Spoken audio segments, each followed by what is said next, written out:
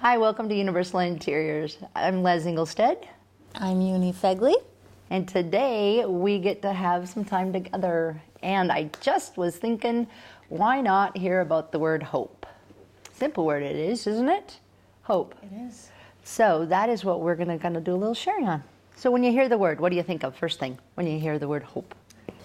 Hope, I think of just a little extra, something that powers your prayer life. Okay. That's something. That is, hope would power that. Mm-hmm. You think this world offers a lot of hope to people? It could hope. could. It could. It could. That's what I kind of feel like these days, that people, you see all different waves of, oh, they're great, they're doing really good, and they have a hope that it's going to have this happen to them. I'm hoping for this. So there's a temporal kind of a hope. But which I believe you're probably thinking of is there's an eternal hope, and that would carry us and carry us anything, through anything. Yep. But most people that walk around this earth in our little town of Detroit Lakes and community that surrounds us, I wonder if there's a lot of hope for people, because I find that there's a sadness that kind of settles in, and I think that sometimes people are missing hope, you know, like a hope in the future, or a hope for it to be what it used to be, or it could be better than.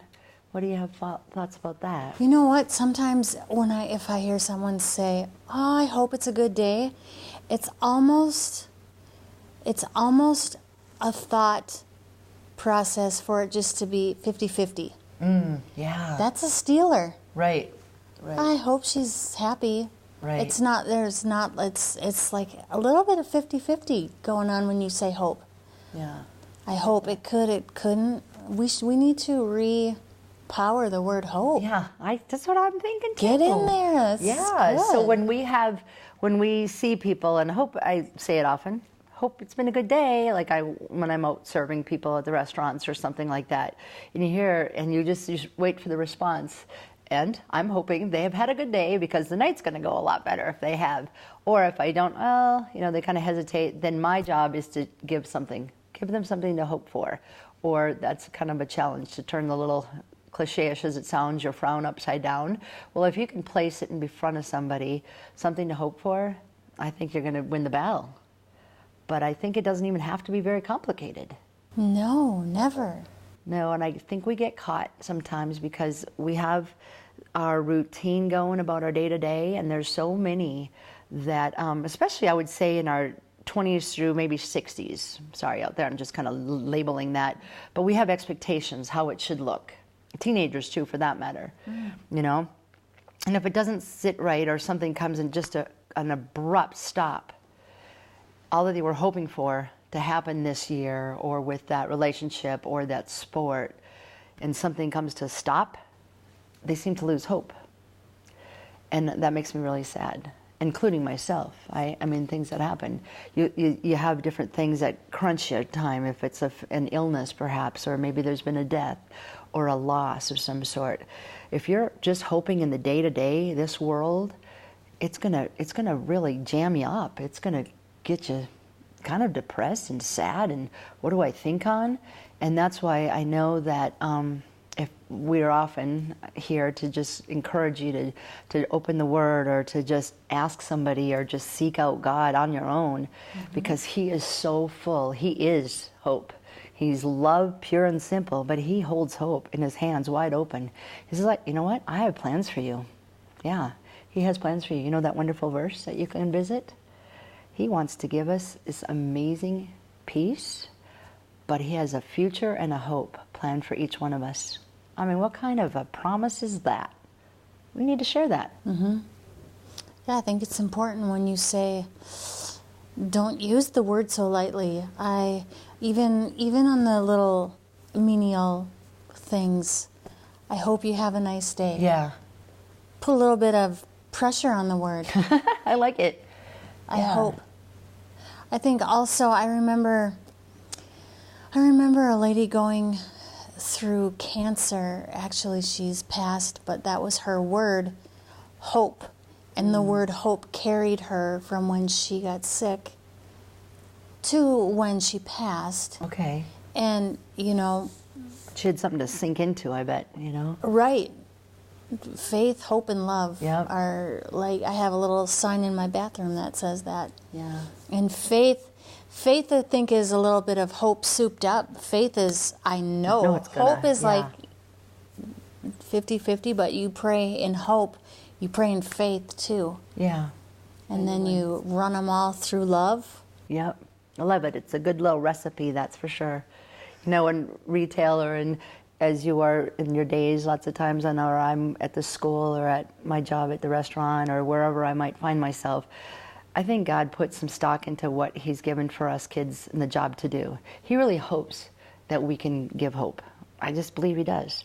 Because we are kids that have so much, especially just in our walk around town days, if we think about it, we can go and visit and see and make people happy, and we feel that much better about ourselves. That kind of hope can carry us through. I mean, it's simple enough to me anyways when I hear that word. But like you said, I love the muscle or the power behind that word, and I think that maybe we can challenge y'all to do that.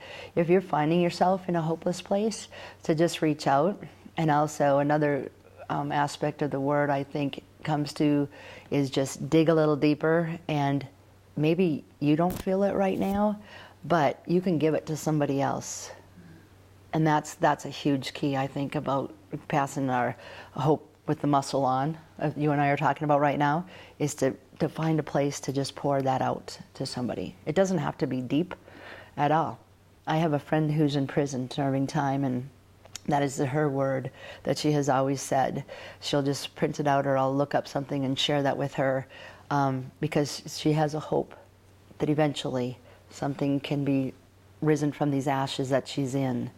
And if she didn't have that, it'd be really hard to carry on in any kind of prison, right? Yeah, a hope in the future. Yeah, that's one of those promises that we're given. Yeah, we have a whole lot to find happy thoughts about. So it's kind of cool because you can hope for a good day. You can give hope. Yeah. You can. That's cool to think about that too. Yeah. Like when you're at work and you're just presenting. Oh well, I'm hopeful. Like Yep. how all the different ways hopeless. Yep. To just fill up the ship, right? Take Or it to the top. Jesus, hope of the nation. Yeah. And that simple big recipe. word. It is. I know, that's why I was kind of just stirring the pot up today. So I hope sometimes when you are listening to these words that Eunice and I get to share with you, is that we just can make you think a little bit deeper and just challenge you in the way that you're walking about in your day-to-day. Because I think that there's a lot, the three words that were mentioned, faith, hope, and love, right? And I think most of you have heard those words. And sometimes at this very day, maybe you're just sitting there and you don't feel like there's much to hope for because you're just alone in times of change. You used to have it really good and now not so much. Or something's been stolen from you that you used to have, and now you remain in a little bitter place, or a little bit, just can't quite get over that lump. What my encouraging words I would say from God's word is to dwell in the places, the hope of glory, and He wants to give you. He has a story that it was waiting to be written by you. So choose wisely, okay? And we hope again that this is going to challenge you to do a little deep thinking. Again, we're so grateful that you join in with us on Universal Interiors. Now make it a great day and fill it up with hope.